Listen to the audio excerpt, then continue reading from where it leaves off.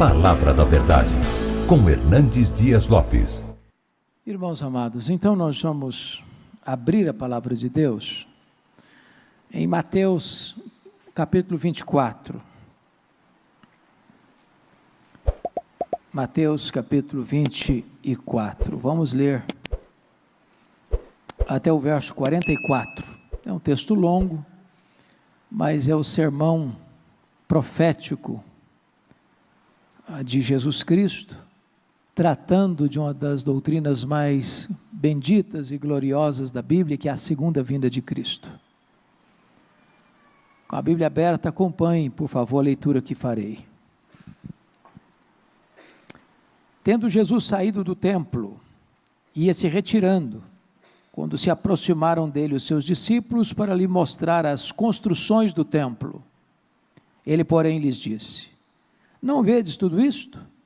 Em verdade vos digo que não ficará aqui pedra sobre pedra que não seja derribada. No Monte das Oliveiras achava-se Jesus assentado, quando se aproximaram dele os discípulos, em particular, e lhe pediram: dize-nos quando sucederão estas coisas, e que sinal haverá da tua vinda e da consumação do século? E ele lhes respondeu: vede que ninguém vos engane, porque virão muitos em meu nome, dizendo: eu sou o Cristo, e enganarão a muitos. E certamente ouvireis falar de guerras e rumores de guerras. Vede, não vos assusteis, porque é necessário assim acontecer, mas ainda não é o fim. Porquanto se levantará nação contra nação, reino contra reino, e haverá fomes e terremotos em vários lugares. Porém tudo isso é o princípio das dores.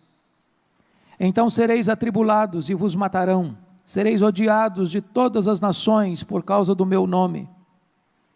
Nesse tempo muitos hão de se escandalizar, trair e odiar uns aos outros. Levantar-se-ão muitos falsos profetas e enganarão a muitos. E por se multiplicar a iniquidade, o amor se esfriará de quase todos. Aquele, porém, que perseverar até o fim, esse será salvo. E será pregado este evangelho do reino por todo o mundo, para testemunho a todas as nações, então virá o fim. Quando, pois, virdes o abominável da desolação de que falou o profeta Daniel no lugar santo, quem lê entenda, então os que estiverem na Judeia fujam para os montes. Quem estiver sobre o eirado não desça a tirar de casa alguma coisa. E quem estiver no campo, não volte atrás para buscar a sua capa. Ai das que estiverem grávidas e das que amamentarem naqueles dias. Orai para que a vossa fuga não se dê no inverno, nem no sábado. Porque nesse tempo haverá grande tribulação, como desde o princípio do mundo até agora não tem havido, nem jamais haverá. Não tivessem aqueles dias sido abreviados, ninguém seria salvo. Mas por causa dos escolhidos, tais dias serão abreviados. Então, se alguém vos disser: eis aqui o Cristo, ou ei-lo ali, não acrediteis, porque surgirão falsos cristos e falsos profetas, operando grandes sinais e prodígios para enganar, se possível, os próprios eleitos. Vede que vos tenho predito.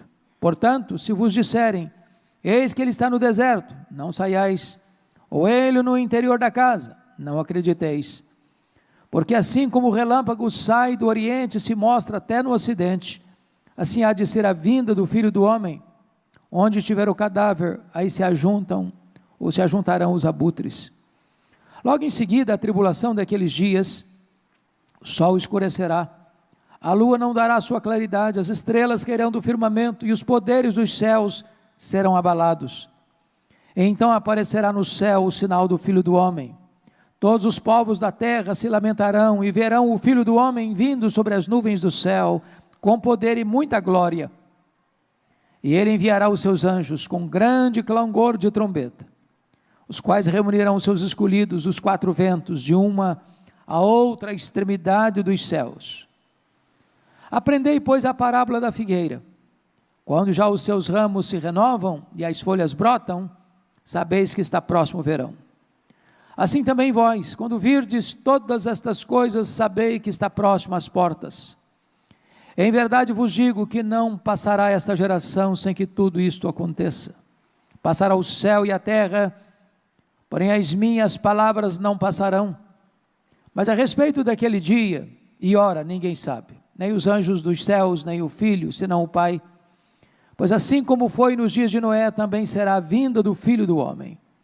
Porquanto assim como nos dias anteriores ao dilúvio, comiam e bebiam, casavam e davam-se em casamento, até o dia em que Noé entrou na arca, e não o perceberam, senão quando veio o dilúvio, e os levou a todos, assim será também a vinda do Filho do Homem. Então 2 estarão no campo, um será tomado e deixado o outro. 2 estarão trabalhando num moinho, uma será tomada e deixada a outra. Portanto vigiai, porque não sabeis em que dia vem o vosso Senhor. Mas considerai isto: se o pai de família soubesse a que hora viria o ladrão, vigiaria e não deixaria que fosse arrombada a sua casa. Por isso ficai também vós apercebidos, porque a hora em que não cuidais, o Filho do Homem virá.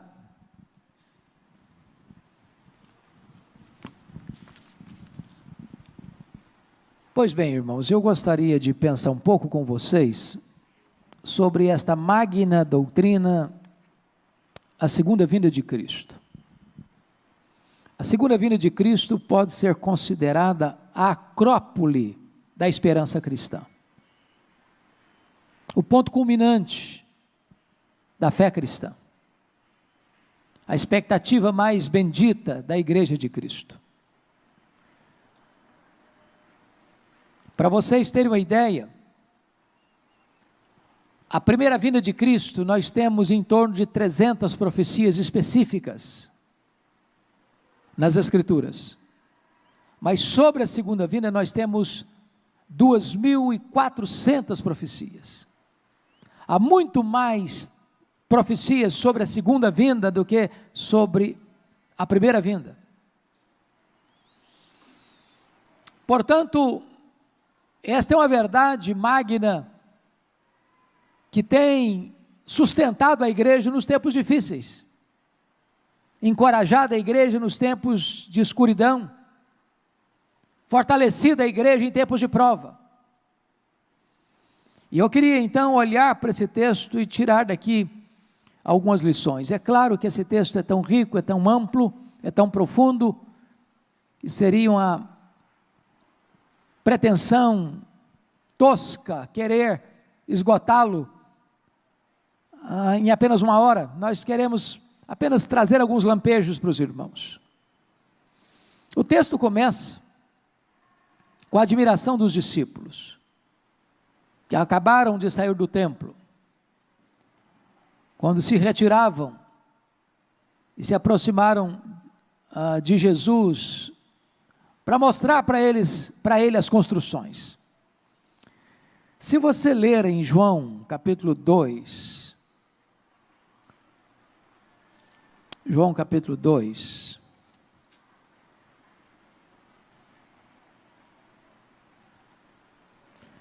esse texto,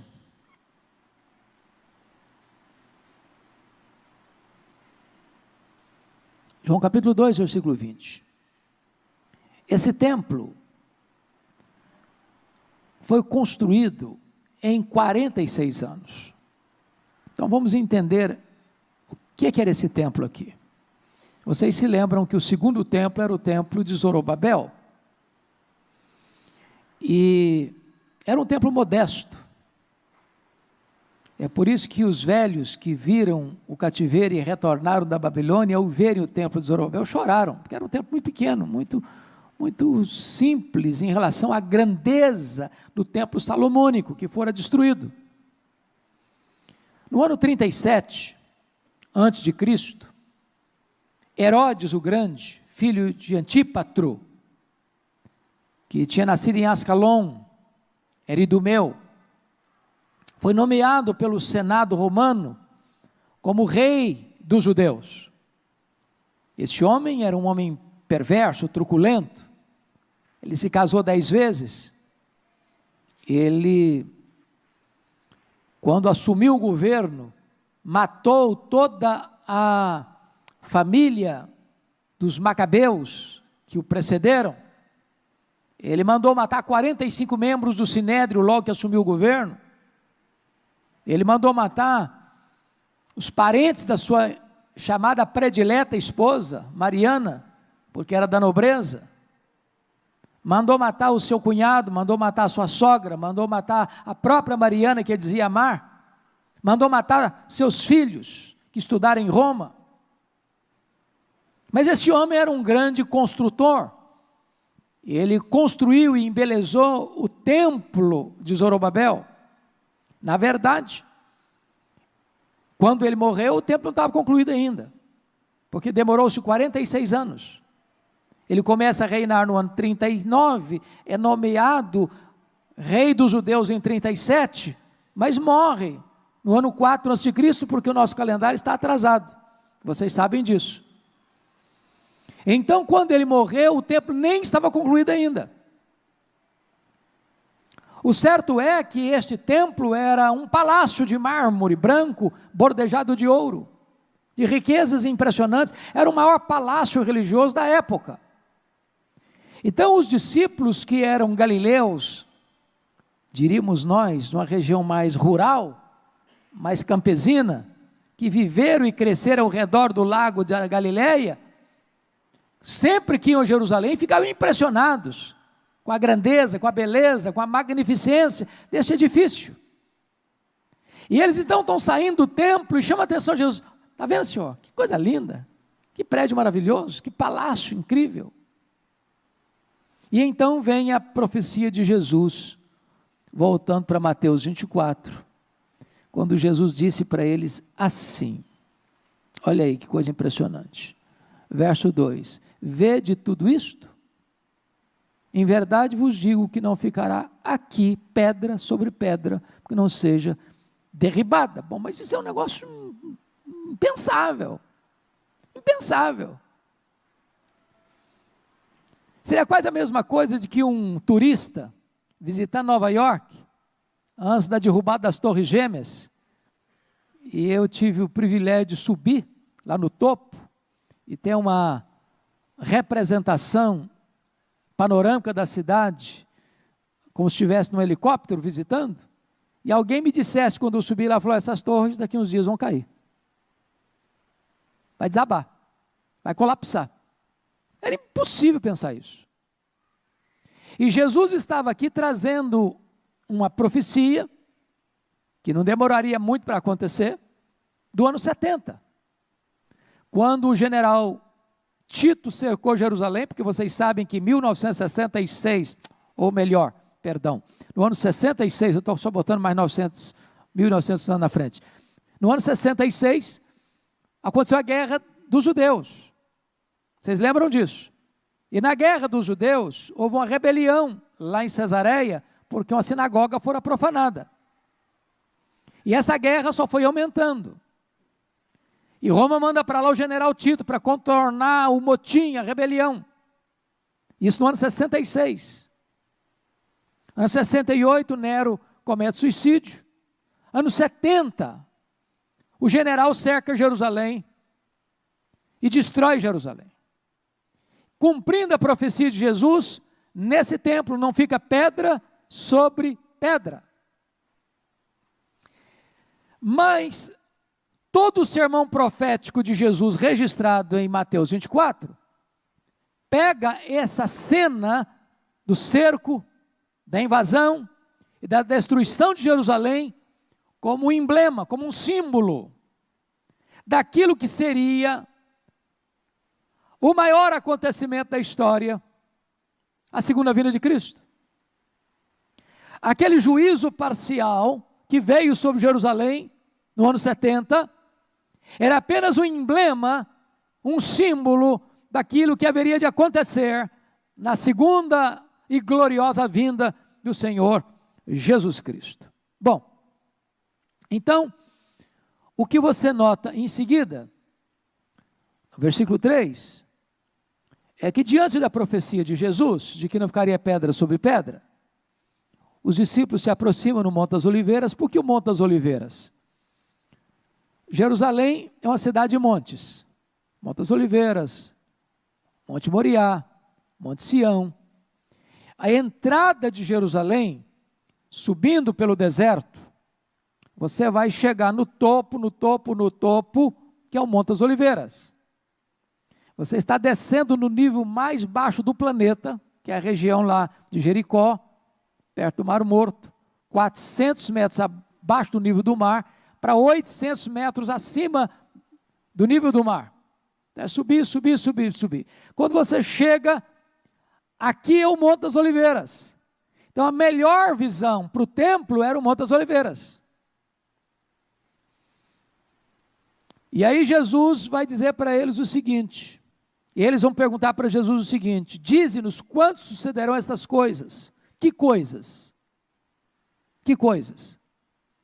A destruição do templo, destruição de Jerusalém. E a segunda pergunta: e que sinal haverá da tua vinda e da consumação do século?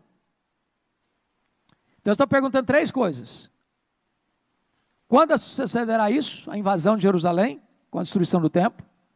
Que sinal haverá da tua vinda? E eles engatam a consumação do século, que é concomitante.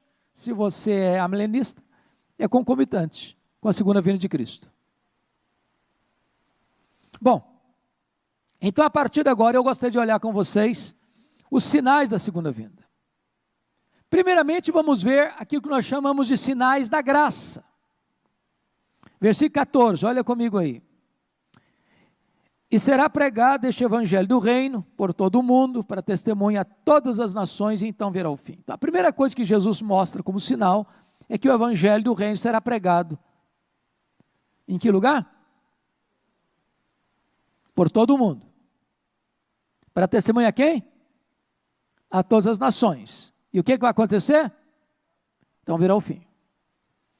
Então, se você notar, Atos 1:8, Jesus dá o esboço missionário da igreja. E sereis minhas testemunhas, tanto em Jerusalém, como em toda a Judéia, Samaria, até os confins da terra. Agora, vamos entender. Jesus não está dizendo que cada pessoa, de cada etnia, vai ouvir o evangelho. Está dizendo que esse evangelho vai ser pregado por todo mundo, para testemunhar todas as nações, e aqui etnias. Então virá o fim. Irmãos amados, nós já tivemos muitas campanhas de expansão do evangelho, de Constantino a Carlos Magno, de Carlos Magno a Lutero, de Lutero até o período das missões modernas, que foi em 1792 com William Carey, e das missões modernas 1792 de William Carey até hoje. Mas eu penso que Deus nos deu nessa geração a ferramenta mais poderosa para o cumprimento dessa profecia, que é o advento da internet. O advento da internet. Se você usa literatura, ela tem fronteira. Se você usa rádio, tem fronteira. Se você usa televisão, tem fronteira. Se você usa qualquer outro instrumento, tem fronteira. Se você usa as mídias sociais, você fala para o mundo inteiro. Me permita contar um fato pessoal. Há um ano, mês de novembro, eu tinha um canal de YouTube praticamente desativado. Tinha criado em 4 anos, sem nenhum investimento, Fábio. Só estava lá. De vez em quando alguém lá postava um sermão e tal. Parado. Em novembro do ano passado, eu disse, não, eu estou investindo no canal do YouTube da igreja, em Pinheiros, invisto na LPC, vou investir também nesse, porque são mais um galho, mais um braço, mais uma porta. Num ano, nós alcançamos, só neste canal, 36 milhões de pessoas. 36 milhões de pessoas. Hoje, só neste canal, 90 mil pessoas escutam um sermão. Só neste canal. Hoje, você não pode imaginar nem pensar que uma igreja, pequena, média ou grande, pregue apenas para 4 paredes. Eu escrevi um texto essa semana dizendo que é quase um crime hoje você pensar que uma igreja se reúna entre 4 paredes e limite o seu sermão apenas às pessoas que estão assentadas nos bancos. Há 2 anos eu preguei um sermão lá em São Paulo para um grupo de 100 mulheres. Esse sermão já tem mais de 2 milhões de acessos. Se eu pregasse só para aquelas mulheres, eu não saberia mais o que eu preguei, elas não saberiam mais o que eu preguei, e ficaria ali, sepultado no túmulo do tempo. Mas como você pode usar essas ferramentas, você está levando esta palavra para o mundo inteiro, dando celeridade àquilo que Pedro diz, nós devemos aguardar e apressar. E apressar. Então, me permita uma fala, não só para a nossa igreja, porque ela já está tomando medidas nesse sentido, trabalhando nesse sentido, mas pessoalmente, consagre suas mídias sociais para pregar o Evangelho. E eu tomei uma decisão. Eu não misturo as estações. Todas as minhas mídias têm um propósito, que é levar a mensagem do Evangelho. As mídias estão sendo hoje usadas para o mal, na grande maioria. A igreja pode e deve usar para o bem. E nós vamos, de certa forma, cumprir esta missão. Hoje, lá em Pinheiros, graças a Deus, nós estamos legendando os sermões. Já tem inglês, francês, alemão, mandarim, russo. Por quê? Porque a maneira de você chegar às nações hoje, mais rápido, mais célere, é desta forma. Não estou dizendo que nós vamos evitar, deixar os outros meios, não. Os outros meios também. Mas não podemos nos esquecer de que assim o Evangelho do Reino será pregado a todas as nações. Segundo sinal que eu levanto e trago à sua memória, são os sinais que indicam oposição a Deus. Então vamos ver a tribulação, a grande tribulação. Olha o versículo 9 comigo. Então sereis atribulados e vos matarão. Sereis odiados de todas as nações por causa do meu nome. Olha o versículo 10. Nesse tempo muitos vão se escandalizar, trair e odiar uns aos outros. Verso 21 e 22. Porque nesse tempo haverá grande tribulação, como desde o princípio do mundo até agora não tem havido, nem haverá jamais. Não tivesse aqueles dias sido abreviados, ninguém seria salvo, mas por causa dos escolhidos, tais dias serão abreviados.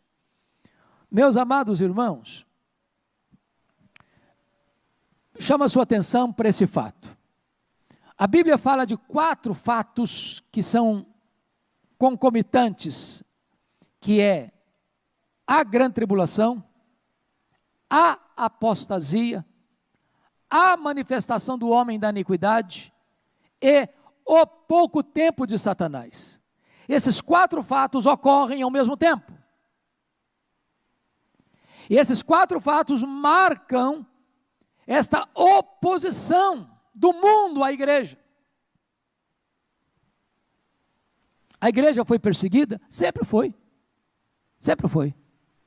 O Sinédrio perseguiu, os imperadores romanos perseguiram, depois a religião oficial do mundo perseguiu. Hoje, a igreja tem sido perseguida pelos governos totalitários, pelo nazismo, pelo comunismo, pelo islamismo, pelas religiões extremistas. Hoje, tem muitos irmãos nossos presos, torturados, mortos, por causa da sua fé. E não precisa ser nenhum grande estudioso para perceber que o mundo hoje caminha com o pé no acelerador para uma agenda global anticristã. E preparem-se, porque talvez a nossa geração, se não dos nossos filhos, terão que lidar com essa oposição, com essa perseguição. E o que é curioso é que isso vem jeitosamente sendo feito e costurado em leis, nos países chamados cristãos. Os países chamados cristãos. O mundo está afunilando. E essa profecia de Jesus está mais clara do que o sol ao meio-dia. Segundo sinal de oposição é a apostasia. Olha comigo os versos 4. Quando perguntaram quais sinais, ele disse: vede que ninguém vos engane. Verso 5. Porque virão muitos em meu nome, dizendo eu sou o Cristo, enganarão a muitos.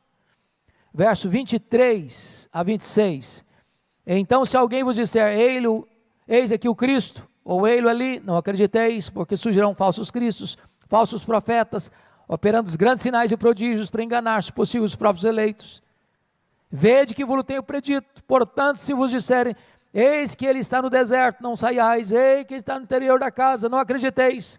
Em outras palavras, irmãos, Jesus está tratando aqui desse abandono da fé. Porque vão surgir falsos cristos, falsos profetas, falsos mestres, falsos apóstolos, falsas igrejas, falsos crentes, falso cristianismo, falsa esperança. Não é preciso ser também um grande entendedor para olhar para a janela e ver que isso é uma realidade hoje.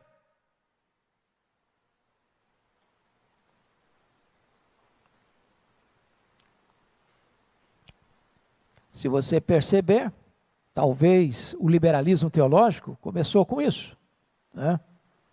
Fruto do racionalismo e iluminismo. E é dramático, irmãos, é dramático você olhar hoje, por exemplo, o que é Europa. É doloroso.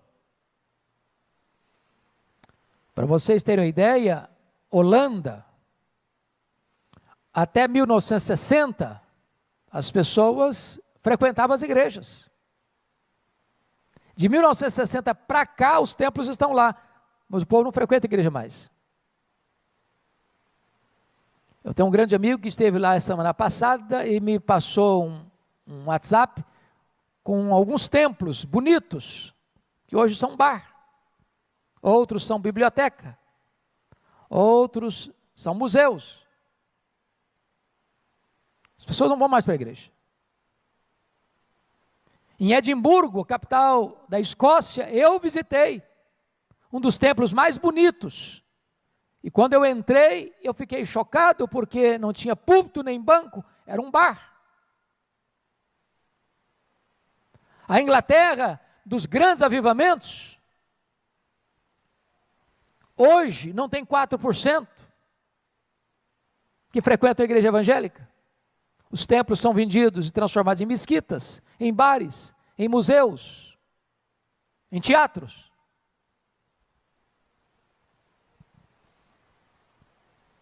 Ao mesmo tempo que o liberalismo devastou as grandes denominações históricas, e todas elas estão perdendo membros hoje, todas as grandes denominações históricas estão perdendo membros, todas, sem exceção. O que é triste é que até aquelas denominações ortodoxas estão começando a ceder. Nos concílios, hoje já se discute sobre se casa ou não casa os de relação homoafetiva. Aquilo que para você não é nem discutível, você não leva nem, não quer nem, você não vou discutir isso aqui, não dá para discutir, a Bíblia está clara, não, já estão discutindo. E já estão discutindo porque já estão abrindo uma fresta, abrindo uma possibilidade. Próximo passo é dizer, não, a Bíblia é arcaica, ela foi escrita para aquele tempo, A cultura mudou, a sociedade mudou, as leis mudaram, o entendimento mudou, a cosmovisão mudou. Então a Bíblia precisa se adequar. Eu preciso atualizar, preciso ressignificar o texto.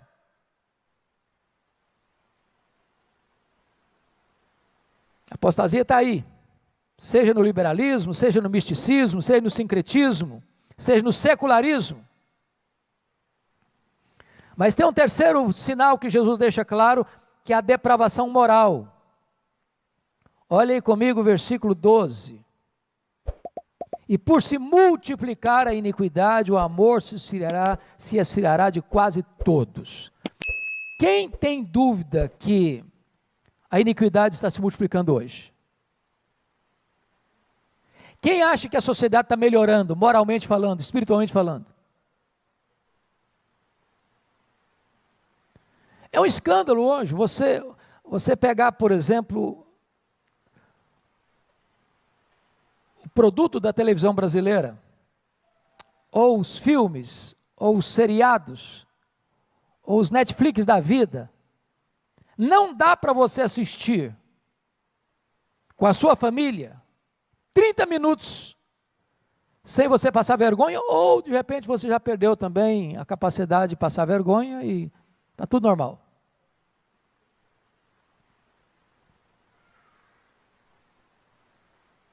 A sociedade está hoje pelo avesso. O certo é errado, o errado é o certo. Onde você pode imaginar que hoje, para preencher um formulário do seu filho estudar na escola, não tem mais pai e mãe? Falar em pai e mãe é um discurso agressivo, quase que discurso de ódio. Não se celebra mais Dia dos Pais, Dia das Mães. Isso é um palavrão. Isso é uma afronta à sociedade.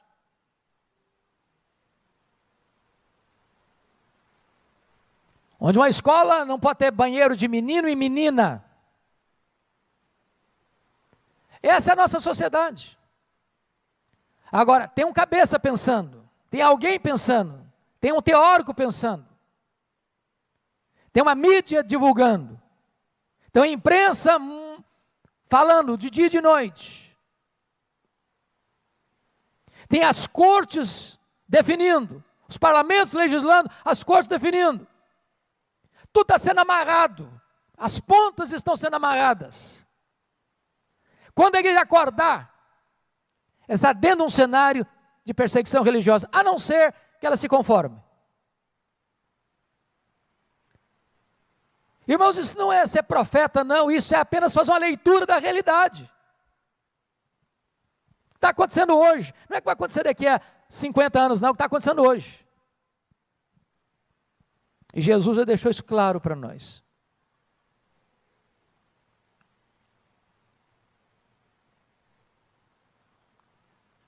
Mas tem outro cumprimento aí que Jesus coloca no verso 15, que é a figura do anticristo. Quando, pois, virdes o abominável da desolação de que falou o profeta Daniel no lugar santo, quem lhe entenda?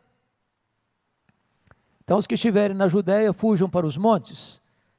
Quem estiver sobre o eirado não desça para tirar coisa alguma. Quem estiver no campo não volte atrás para buscar sua capa. Ai das que estiverem grávidas e das que amamentarem naqueles dias. Orai para que a vossa fuga não se dê no inverno nem no sábado. É claro que Jesus está contando aqui, nesse contexto todo aqui, a invasão de Jerusalém, que é um emblema do que acontecerá. A figura do anticristo,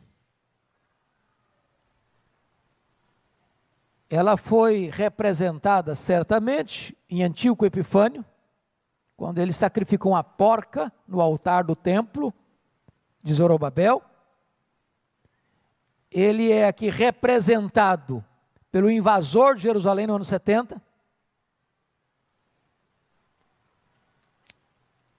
E está dizendo que não fuja, porque tanto o sábado, as pessoas tinham só um período para andar, não podia fugir mais do que aquele, pela norma que eles acreditavam. No inverno, Jerusalém chega a temperaturas abaixo de zero, não dá para caminhar rápido no inverno, e uma mulher grávida não tem agilidade para correr. Mas o fato é que ele está falando aqui apontando para o anticristo que virá. E esse anticristo é chamado na Bíblia de o iníquo, lá em 2 Tessalonicenses capítulo 2. Agora preste atenção no que eu vou lhes dizer. A palavra iníquo no grego é anomos, de onde vem a nossa palavra portuguesa, sem lei. Em outras palavras, o anticristo será um líder que vem numa esteira da ditadura do relativismo, sem lei. A sociedade presentana é uma sociedade que não suporta princípios, regras, normas, valores absolutos. Então ele vem exatamente nessa esteira. E é curioso que o diabo quis sempre imitar a Deus, sendo Deus trino, Pai, Filho e Espírito Santo, ele vai querer imitar isso. O dragão, o anticristo e o falso profeta. Uma vez que a segunda pessoa se encarnou, ele também vai tentar fazer isso, dando ao anticristo o seu poder e a sua autoridade. O anticristo será mutatis mutandis, uma espécie de encarnação de Satanás. Uma vez que Cristo tem uma noiva, a igreja, ele vai também tentar imitar isso. Ele vai ter a grande meretriz, a grande Babilônia. E diz Apocalipse 13, que todas as nações vão adorar o anticristo. Todas. Todos. Exceto os que têm o selo de Deus. Isso significa o seguinte, irmãos, nenhum crente vai adorar o anticristo. Quando eu falo crente, eu estou falando de salvo. O Senhor Jesus não vai perder sequer uma ovelha, por mais tenra e por mais fraca. Bendito seja Deus. A nossa segurança está garantida, absolutamente garantida. Mas agora vamos ver em terceiro lugar os sinais que tratam do juízo divino. Primeiramente as guerras, olha aí versículos 6 e 7. E certamente ouvireis falar de guerras e rumores de guerras, vede, não vos assusteis, porque é necessário que assim acontecer, mas ainda não é o fim. Porquanto se levantará nação contra nação, reino contra reino, e haverá fomes, terremotos em vários lugares. Vamos pensar nas guerras. Bom, o século passado foi o único século da história que viu duas guerras mundiais. 1914 a 1918. 30 milhões de pessoas mortas. 1939 e 1945, 60 milhões de pessoas mortas. Mao Tse Tung na China matou mais de 60 milhões de pessoas. Nós tivemos só no século passado mais de 200 milhões de pessoas mortas. E o mundo hoje é um barril de pólvora. Você sabe que o mundo fala de paz, mas investe dinheiro na guerra. Mais de 50% dos cientistas hoje estão trabalhando na área de armas de destruição.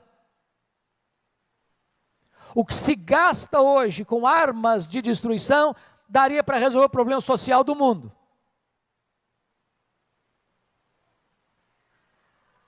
E hoje nós temos não só guerras, reino contra reino, nação contra nação, mas etnia contra etnia, tribo contra tribo. E esse é o cenário que Jesus apontou. Mas em segundo lugar, vem os terremotos, no versículo 7. Bom, terremotos sempre aconteceram. Mas deixa eu lhe dar uma estatística.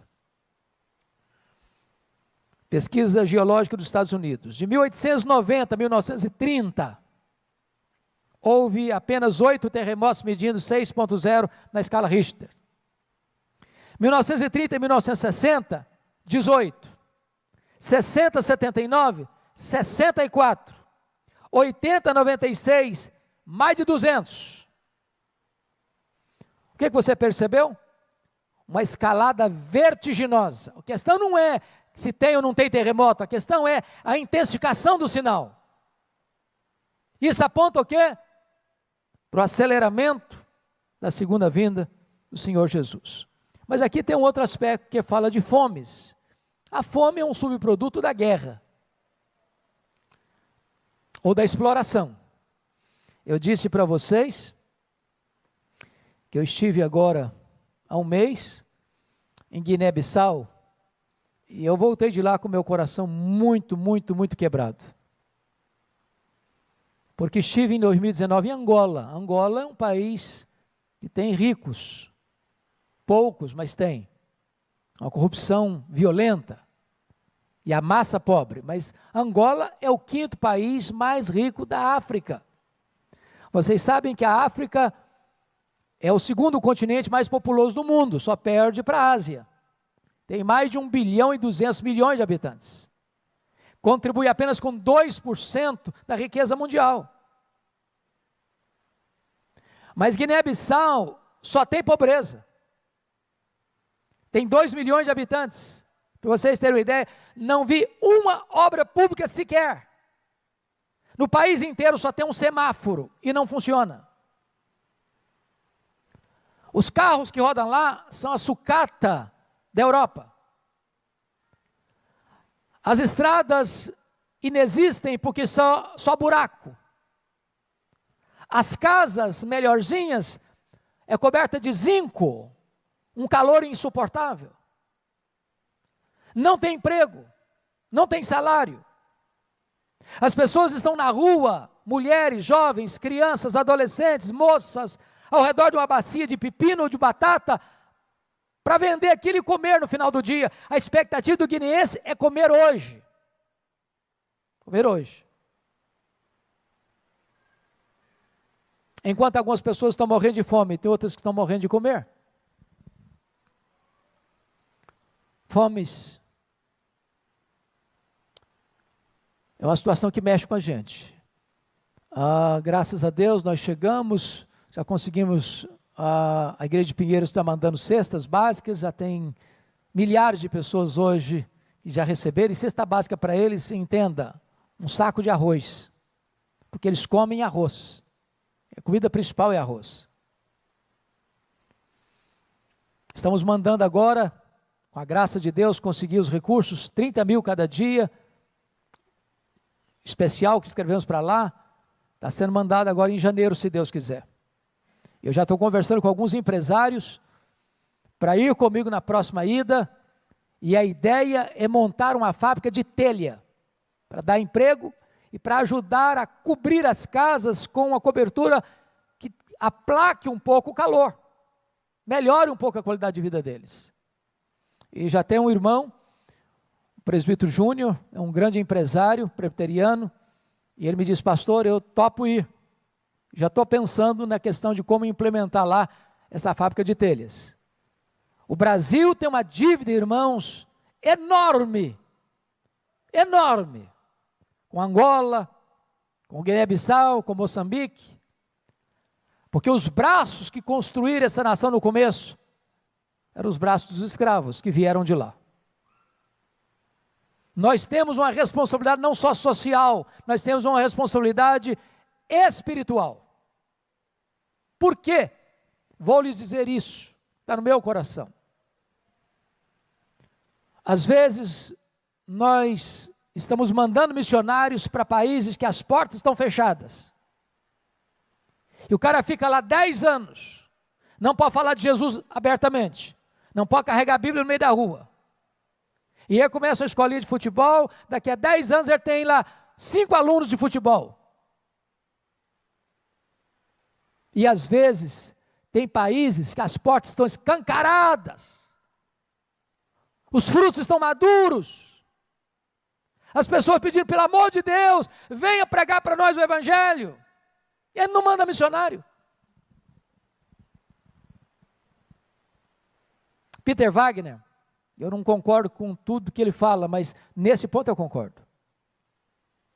Ele diz o seguinte: pense comigo, um agricultor, ele tem uma lavoura de maçãs para colher, ele tem 100 funcionários, e 80% da lavoura dele está madura na hora de colher, 20% está verdolenga. Eu pergunto a vocês, onde esse fazendeiro manda seus trabalhadores colher maçãs? Onde ele manda mais gente para colher? Onde está maduro, onde está verdolengo? É óbvio, onde a lavoura está madura. Eu não estou dizendo que nós não vamos mandar missionários para a janela 10/40, não. Eu estou lhes dizendo que nós precisamos entender o tempo e mandar missionários para onde as portas estão abertas, escancaradas.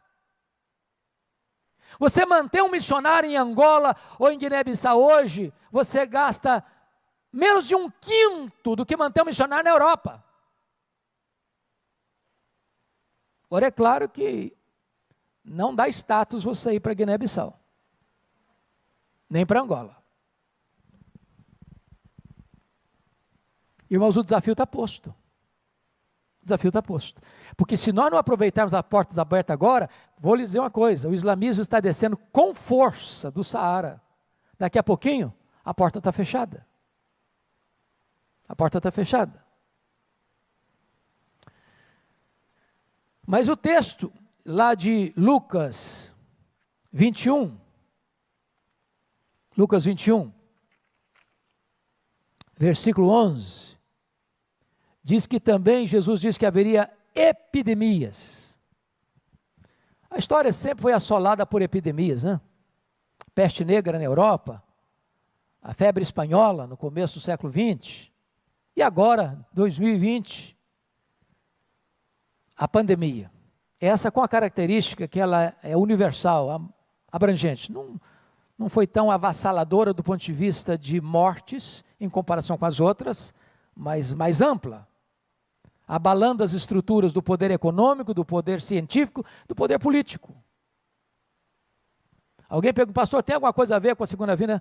Tem, no sentido de que Jesus previu, estabeleceu no Sermão do Monte, que a sua segunda vinda seria precedida também por epidemias. Eu não sei quantas mais virão, mas todas que vêm são um alerta, é uma trombeta que está soando. Mas me permita agora olhar um pouquinho sobre como será a segunda vinda, a descrição da segunda vinda. E o versículo 27, confira comigo aí, a segunda vinda será repentina. Assim como o relâmpago sai do Oriente e se mostra no Ocidente, assim há de ser a vinda do Filho do Homem. Ou seja, não dá para se preparar de última hora. Repentina. Na linguagem de 1 Coríntios, capítulo 15, no momento, num átomo de tempo, num piscar de olhos, assim Jesus voltará. Não dá para buscar encher a lâmpada de azeite quando a trombeta soar. Segundo lugar, a segunda vinda do Senhor Jesus, ela será não só repentina, mas será também inesperada. Inesperada. Olha aí comigo o versículo 43. Mas considerai isso: se o pai de família soubesse a que hora viria o ladrão, vigiaria e não deixaria que fosse arrombada a casa. Por isso ficai também vós apercebidos, porque a hora em que não cuidais, o Filho do Homem virá. Quando ele usa a figura do ladrão, que foi usada por Jesus, por Paulo, por João, por Pedro, a ideia é, um ladrão não manda um telegrama, nem passa um e-mail, nem um zap para vocês, olha, tal dia, tal hora eu chego aí. Ele chega de forma o quê? Inesperada. Ou seja, a segunda vinda de Cristo não será óbvia. Vai ser como um dia qualquer. Você levanta cedo, escova dentro, toma café, Se você tem filho na idade de escola, leva o filho para a escola. Se você não tem filho na idade de escola, você vai para o trabalho. Se você já está aposentado, você dorme mais um pouquinho. Vai ser num dia assim. Quando você não está esperando, é que ele vem. Mas mais do que isso, a segunda vinda será também gloriosa. Olha comigo o verso 30. Então aparecerá no céu o sinal do Filho do Homem, todos os povos da terra se lamentarão e verão o Filho do Homem vindo sobre as nuvens com poder e muita glória.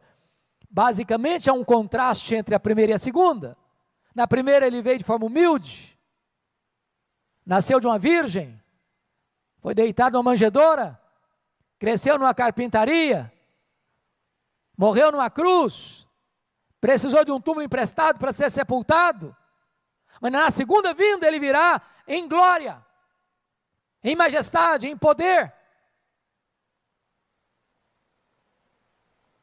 Mais do que isso, ela será vitoriosa, verso 31, e ele enviará os seus anjos com grande clangor de trombeta, os quais reunirão seus escolhidos dos quatro ventos de uma a outra extremidade dos céus. Oh, irmãos, que coisa maravilhosa, porque a Bíblia menciona, preste atenção nisso aqui, quando Jesus voltar, primeiro fato, primeiro acontecimento, João 8, 28 e 29, os mortos ouvirão a sua voz e sairão dos túmulos, uns para a ressurreição da vida, outros para a ressurreição do juízo. Segundo, os que estiverem vivos serão transformados, e nessa rapidez dos anjos, eles saem colhendo os salvos, Então preste atenção, as máscaras vão cair, porque anjo não vai ser ludibriado. O anjo não vai pegar um ímpio, achando que vai pegar um salvo, nem vai deixar um salvo, pensando que ele é ímpio. Diz 2 Timóteo 2,19, que Deus conhece os que lhe pertencem. Mas mais do que isso, eu gostaria só agora que você, e eu quero terminar, dizendo o seguinte, que você precisa, e eu também, olhar esses sinais, porque quero chamar a sua atenção para o versículo 37 e 39, pois assim como foi nos dias de Noé, também será a vinda do Filho do Homem. Porquanto assim como nos dias anteriores ao dilúvio, comiam e bebiam, casavam e davam-se em casamento, até o dia em que Noé entrou na arca, e não o perceberam, senão quando veio o dilúvio e os levou a todos, assim será também a vinda do Filho do Homem. O que eu acho interessante é que Jesus, no sermão aqui, ele não aponta a depravação das pessoas que viveram no período diluviano.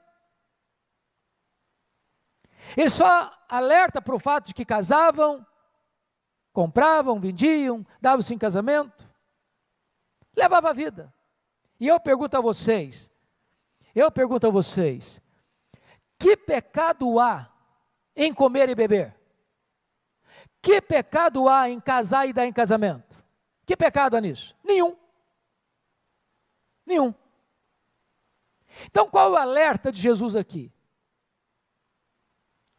O alerta de Jesus aqui é que antes dele voltar, ou nos dias que precederão a sua volta, as pessoas vão estar tocando a vida normalmente, fazendo o que sempre fizeram, comendo, bebendo, casando, dando-se em casamento. E foi assim que aconteceu no dilúvio. Noé pregou 120 anos, ele era o pregoeiro da justiça.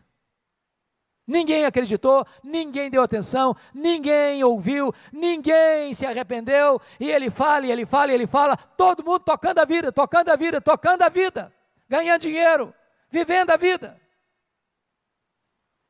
E Jesus vai ser assim, como nos dias de Noé.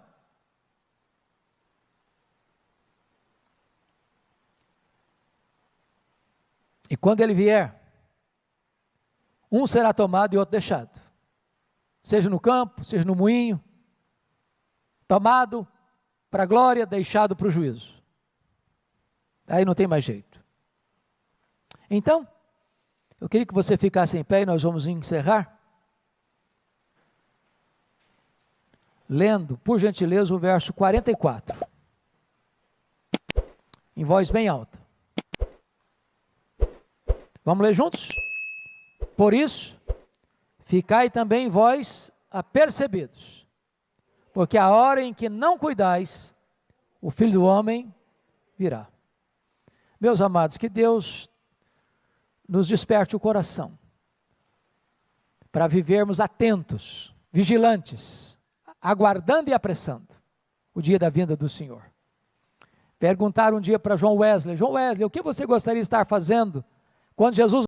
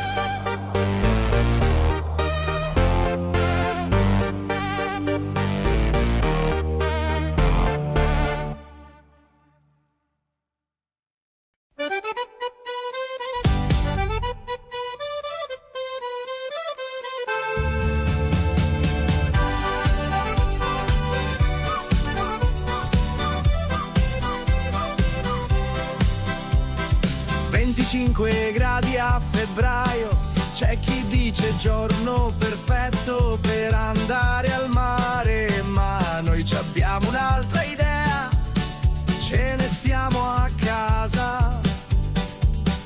Alle 8:15 parte la spedizione, da San Vito dei Normanni direzione San Michele, un uomo con la coppola, grida è tutto chiuso, oggi non si lavora.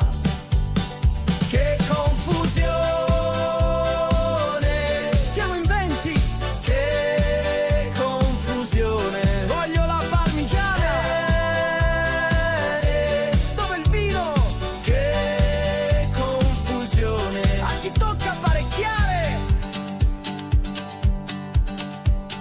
Non ci sono più forchette, non ci sono più piatti, non c'è più spazio nel frigorifero, non ci sono più sedie, non ci sono più bicchieri. Non ci sono più coltelli, non ci sono più cucchiai, non c'è più spazio nel frigorifero, non ci sono più sedie, non ci sono più bicchieri. Che confusione! Siamo in 20! Che confusione! Voglio la parmigiane! Dove il vino? Che confusione! A chi tocca apparecchiare?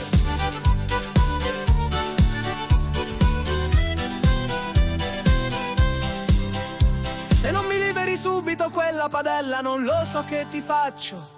Amore, è finito il caffè, mi presti il tuo e te lo rifaccio.